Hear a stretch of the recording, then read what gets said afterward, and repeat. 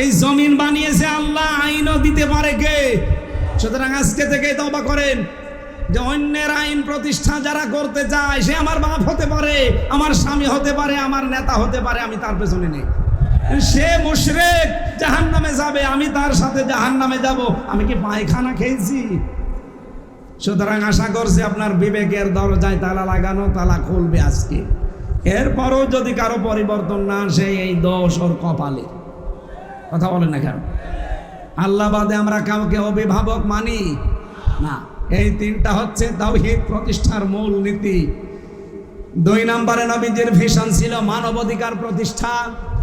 আপনি সূরা আন-নিসার 58 নম্বর আয়াতে দেখবেন মানবাধিকার কি করে প্রতিষ্ঠা করতে হয়।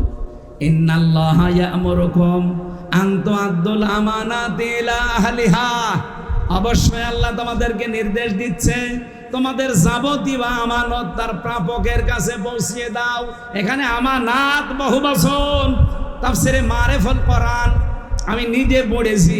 আমানত মানে তিনি লিখেছেন ভোট। সুবহানাল্লাহ বলতে পারেন নাই? সুতরাং ভোটকে যারা মনে করেন দুনিয়ার কাজ, এটা রাজনীতি, আপনি কোরআনও পড়েন নাই, কোরআন বোঝেনও নাই। আল্লাহর নির্দেশ তোমাদের সবাইকে তার যাবতীয় আমানত তার প্রাপকের কাছে পৌঁছিয়ে দেবা। আমানত মানে রায়, সমর্থন, সিদ্ধান্ত, ভোট। 9টা অর্থ লেখা আছে ওখানে। কেন ভোট দেবেন? ওয়াইদা হাকামতুম বাইনান নাস আন তাহকুমু বিল আদলি। যখন ন্যায় বিচার করবা মানুষের ভেতরে, ক্ষমতা না থাকলে ন্যায় বিচার করা যায়? বলেন বলেন।